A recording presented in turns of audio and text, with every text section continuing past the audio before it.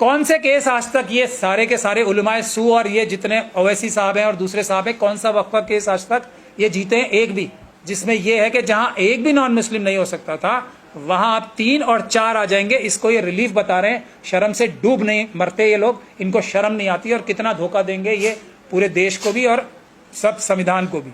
कम से कम बोल तो रहे हम हार गए, सुप्रीम कोर्ट में हम लोग हार गए, ये तो कह दें ताकि लोग अपना आंदोलन करके अपनी प्रॉपर्टीज बचा सकें। ये भी नहीं कह रहे, मतलब अब जाके मुस्लिम कम्युनिटी सो जाए घर पे अपने और सारी वक्फ की प्रॉपर्टीज अडानी अंबानी यूसुफ लुल्लू लूट के ले जाए। एक बार वक्फ है वो ता कयामत वक्फ ही रहेगा। ये प्रावधान क्या है आज? जवाब है नहीं। फिर भी इन लोगों को शर्म नहीं आती है, ये इसे जीत बता रहे हैं।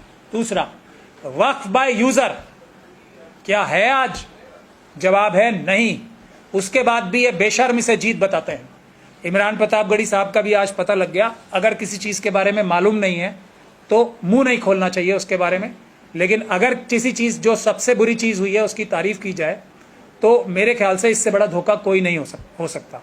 अब मैं आपको जजमेंट पढ़ के सुनाता हूं। जब ये लोग सुप्रीम कोर्ट गए थे, याद कीजिए, ओवैसी साहब को, मदनी साहब को, सारी पर्सनल लॉ बोर्ड के सभी मेंबर्स को उन्होंने ये कहा था कि हम इसमें 43 चेंजेस हुए हैं, 43 के 43 को रिजेक्ट करते हैं।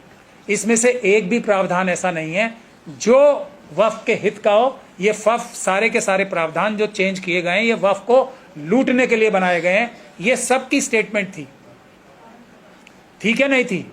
अब जब ये फैसला आया तो इसमें हुआ क्या है वो मैं आपको पढ़ के बताता हूं। मेरे बोलने से कुछ नहीं होना चाहिए, आप लोगों को अपना दिमाग लगाना चाहिए और कौन आरएसएस के लोग हैं और कौन आरएसएस के लोग नहीं है ये समझना चाहिए। पैरा नंबर 209 में कंक्लूजन्स आए हैं। इसमें ये कहता है, in totality of circumstances we do not find any case is made out to stay provisions of the entire statue. हमने सब कुछ देख लिया, सारी बहस सुन ली और हम ये अब कहते हैं, सुप्रीम कोर्ट कह रहा है ये कि कोई भी केस नहीं बनता है वक्फ एक्ट को स्टे कराने में, और इसके बाद उसको जीत बता रहे हैं। बेशर्मी की हद है कोई। ये है धोखाधड़ी कि मुस्लिम कम्युनिटी अपनी प्रॉपर्टीज की हिफाजत ना करे, घर में जाके सो जाए क्योंकि हम सुप्रीम कोर्ट से केस जीत गए। ये है आरएसएस के मेंबर्स का काम, ये है उलमाए सू का काम और ये है स्लीपर सेल्स जो आरएसएस के हैं कांग्रेस के अंदर, उनका काम।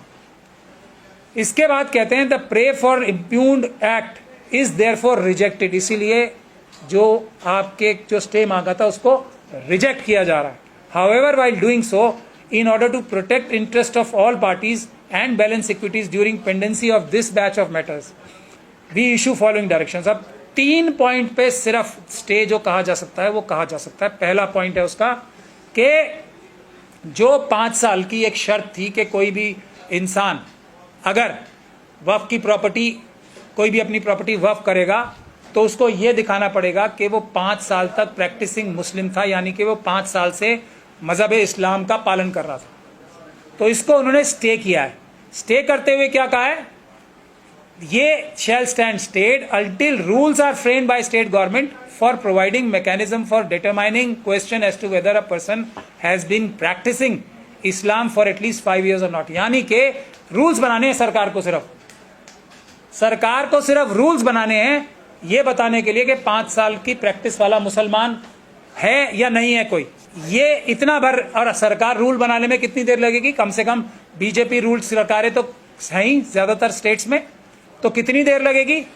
1 दिन, 2 दिन, 1 हफ्ता, 10 दिन, इससे ज्यादा कुछ नहीं। ये पहला स्टे है। दूसरा स्टे ये है कि ये वक्फ की प्रॉपर्टीज जो है सेक्शन 3 में, जिनको पहले ताकत थी, जो ये जो कलेक्टर्स थे उन्हीं को ताकत थी कि एक बार किसी भी प्रॉपर्टी पे उंगली रख दी तो वो सरकारी प्रॉपर्टी हो जाएगी, और जब तक कि इसका फैसला ना हो जाए जब तक वो सरकारी प्रॉपर्टी रहेगी। इसमें जो फैसला हुआ है वो ये हुआ है कि अब कलेक्टर की पावर नहीं रहेगी।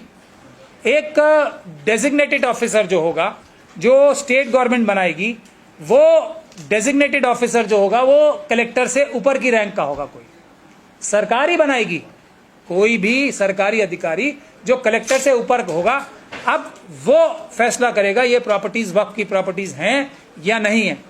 ये चेंज हुआ है। और उसके बाद ये फैसला ट्राइब्यूनल और हाई कोर्ट तक जब तक नहीं हो जाता, जब तक ये सरकारी प्रॉपर्टी नहीं रहेगी, इसका वक्फ का कैरेक्टर बचा रहेगा।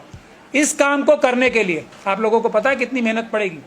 कौन से केस आज तक ये सारे के सारे उलमाए सू और ये जितने ओवैसी साहब हैं और दूसरे साहब हैं, कौन सा वक्फ का केस आज तक ये जीते हैं? एक भी। तो उसमें ज्यादा से ज्यादा जो रिलीफ मिला है वो 2 महीने, 3 महीने, 4 महीने, 5 महीने, 6 महीने या साल भर का। उसके बाद सारी प्रॉपर्टीज सरकारी अधिकारी जैसे आज छीन रहे हैं वैसे ही बाद में छीनेंगे। तीसरा रिलीफ जिसको कहा जा रहा है वो ये कहा जा रहा है कि सेक्शन 13 और 14 सेंट्रल वक्फ काउंसिल में अब 22 में से 4 सिर्फ नॉन मुस्लिम्स रह पाएंगे और जो स्टेट के वक्फ बोर्ड्स बनेंगे उसमें 11 में से सिर्फ 3 नॉन मुस्लिम रह पाएंगे। ये बहुत बड़ा रिलीफ मान रहे हैं इसे, जिसमें यह है कि जहां एक भी नॉन मुस्लिम नहीं हो सकता था वहां अब 3 और 4 आ जाएंगे। इसको ये रिलीफ बता रहे हैं। शर्म से डूब नहीं मरते ये लोग, इनको शर्म नहीं आती और कितना धोखा देंगे ये पूरे देश को भी और सब संविधान को भी। तो इसके अलावा कोई भी स्टे या कोई भी रिलीफ किसी को नहीं मिली है। अब मैं आपको यह बताता हूं कुछ मोटी मोटी चीजें जो चली गई हैं इसमें, जिसका कोई जिक्र नहीं कर रहा, ना इमरान प्रतापगढ़ी, ना ये अरशद मदनी साहब और ना जयराम रमेश। पहली चीज क्या गई है इसमें, मैं तो ये सिर्फ थोड़ी सी बता रहा हूं। हालांकि 43 की 43 चीजें ऐसी थी जो कि आरएसएस और बीजेपी ने बहुत सोच समझ के, हम लोगों ने जो 2013 में एक्ट बनाया था उसको खत्म करने के लिए और उसको नेस्तो नाबूद करने के लिए ये सारे 43 प्रोविजंस आए थे। 43 के 43 प्रोविजंस ही जाने चाहिए थे।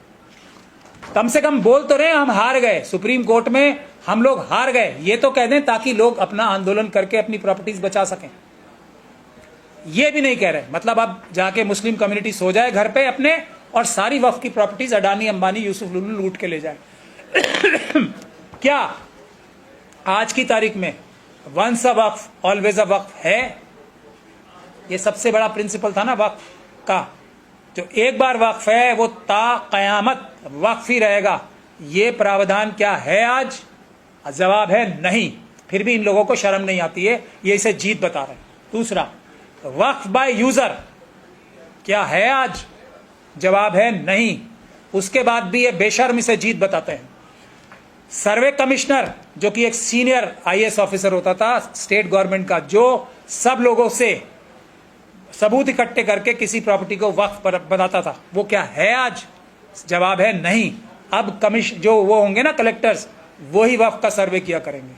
अब इसके बाद जो सजा होती थी ना, कैदे बामुशक्कत, चक्की पीसने वाली सजा, क्या है आज? नहीं। जो अरेस्ट होने का प्रावधान था इसमें, नॉन बेलेबल ऑफेंस था, कॉग्निजेबल ऑफेंस था, जो वो क्या है आज? जवाब है नहीं। फिर भी ये बेशरम लोग इसे जीत बताते हैं। जो ओवरराइडिंग इफेक्ट था कि वक्फ के कानून का सभी पुराने कानूनों के ऊपर वर्चस्व रहेगा, बढ़तरी रहेगी, जो आमतौर पे ज्यादातर कानूनों में यह प्रावधान होता है कि पिछले सारे कानून, क्योंकि पार्लियामेंट को पता होता है कि पिछले कानून ऐसे हैं, तो जो अब का कानून बन रहा है वो उस पर बढ़तरी हासिल रखेगा। वो क्या है? वक्फ के लिए आइडेंटिफाई करके हटाया गया, क्या है? नहीं। फिर भी ये बेशर्म से जीत बता रहे हैं। क्या नॉन मुस्लिम्स, जो एक मेन डिमांड थी, वक्फ के अंदर कुछ भी नहीं रहेंगे, क्या है? जवाब है नहीं। फिर भी ये बेशर्म जीत बता रहे हैं इसे। जो इलेक्शन होता था ना वक्फ बोर्ड्स में, चाहे एमपी हो, एमएलए हो, मेंबर ऑफ ये, चाहे मुतवल्ली हो, चाहे बार काउंसिल के मेंबर हो, ये सब इलेक्ट होके आते थे ना। क्या अब इलेक्ट होके आएंगे? जवाब है नहीं। सरकारें, ज्यादातर कौन सी सरकारें? भारतीय जनता पार्टी और किसी की भी सरकार हो, जो वो नॉमिनेट करेगी किसी आदमी को, वो क्या ईमानदार आदमी को करेगी नॉमिनेट? जो एक इलेक्शन से थोड़ी बहुत ईमानदारी की बू आती थी ना वक्फ बोर्ड के मेंबर्स के अंदर, वो भी खत्म कर दी और आज ये बेशर्म लोग इसे जीत बता रहे हैं अपनी। तो वो भी गया। अब तो चाहे अब एक थे ना वो जो त्यागी बन गए थे, अब तो वो मुस्लिम भी नहीं है, त्यागी बन गए ना वो, अब वो भी वापस शिया वक्फ बोर्ड में उत्तर प्रदेश में आ सकते हैं। इसको जीत बता रहे हैं ये बेशरम लोग। अब तो वो नॉन मुस्लिम है ना, तब भी वक्फ बोर्ड में आ सकते हैं। तब तो उन्हें इस्तीफा देना पड़ा था ना, क्योंकि वो नॉन मुस्लिम बन गए थे। जिन्होंने कुरान के बारे में लिखा है, ऐसे लोग जो नॉन मुस्लिम हैं, जिन्होंने कुरान को नकारा है, ऐसे लोगों को मेंबर बनाया जाएगा। अब वो मुसलमान की शक्ल में हो या नॉन मुस्लिम की, उससे फर्क पड़ता है। सरकारें बनाएंगी आरएसएस और बीजेपी की तो अडानी अंबानी यूसुफ लुलू के कहने से ही बनाएंगी। दूसरी गवर्नमेंट्स भी जो बनाएंगी वो बेईमान आदमी को ही बनाएंगी। इलेक्टेड आदमी फिर भी शायद कोई एक आध शरीफ निकल सकता है। इसको जीत कह रहे हैं वो। शेड्यूल कास्ट कम्युनिटी के लोग जो मुसलमान हैं वो वक्फ नहीं कर पाएंगे। आप इसको जीत कह रहे हैं, ये बेशरम। प्रोटेक्टेड मॉन्यूमेंट्स जो हैं, जितनी प्रोटेक्टेड मॉन्यूमेंट्स हैं वो सब अब वक्फ नहीं रह पाएंगे, इसको ये जीत कह रहे हैं, बेशरम। और आखिरी में डेफिनेशन ऑफ वक्फ ही जो है वो भी चली गई है, अब उसको भी ये जीत कह रहे हैं, बेशरम। तो मेरा अब ये कहना है, हम तो सीधे सीधे साफ तौर से पहले दिन से बोल रहे हैं कि हमें क्रिश्चियंस के साथ मिलके, सिखों के साथ मिलके, बुद्धिस्ट कम्युनिटी के साथ मिलके हम लोगों को एक आंदोलन करना पड़ेगा। सुप्रीम कोर्ट जो जाएगा किसी भी बड़े मुद्दे पे, वो या तो आरएसएस का एजेंट होगा या उससे बड़ा बेवकूफ आदमी कोई नहीं होगा। सुप्रीम कोर्ट बिल्कुल नहीं जाना चाहिए किसी भी बड़े मुद्दे को लेके।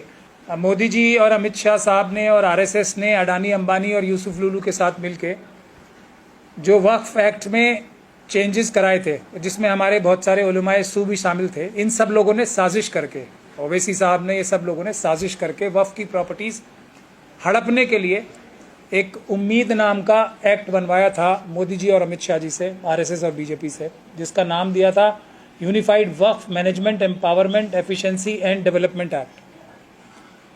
हम लोगों ने तभी ये बोला था कि ये मुंह दिखाई के लिए नूरा कुश्ती हो रही है, ये सब लोग अंदर से मिले हुए हैं। आज वो बात 100% साबित हो गई है, क्योंकि जैसे एसआईआर में आप सब लोगों ने देखा ना, एसआईआर खत्म कराने सुप्रीम कोर्ट में गए थे और सिर्फ आधार कार्ड लेके वापस आए और उसको विक्ट्री बता रहे थे। ये सब लोग भी आरएसएस और बीजेपी से मिले हुए लोग हैं जो एसआईआर की सुप्रीम कोर्ट के ऑर्डर को भी जीत बता रहे थे उसी तरीके से। के फौरन बाद आज एक और फैसला आया है जो पुराने वाले 2013 के वक्फ एक्ट को बिल्कुल मिट्टी में और धूल में मिला दिया जिसने, और वक्फ की जितनी भी प्रॉपर्टीज हैं उनके ऊपर बहुत बड़ा खतरा नहीं, खतरा आ चुका है अब। लेकिन ये हमारे सारे उलमाए सू, कांग्रेस के माइनॉरिटी सेल के प्रेसिडेंट साहब को तो क्या, अमीरान प्रतापगढ़ी जो शायर हैं, उनको तो मैंने देखा ये कि वो सुप्रीम कोर्ट में ही बोल रहे थे कि ये बहुत बड़ी जीत हुई है हमारी। मैंने सोचा ये तो चलो ज़्यादा इस विषय में जानकारी नहीं रखते, शायद कांग्रेस की ऑफिशियल वर्जन नहीं होगा।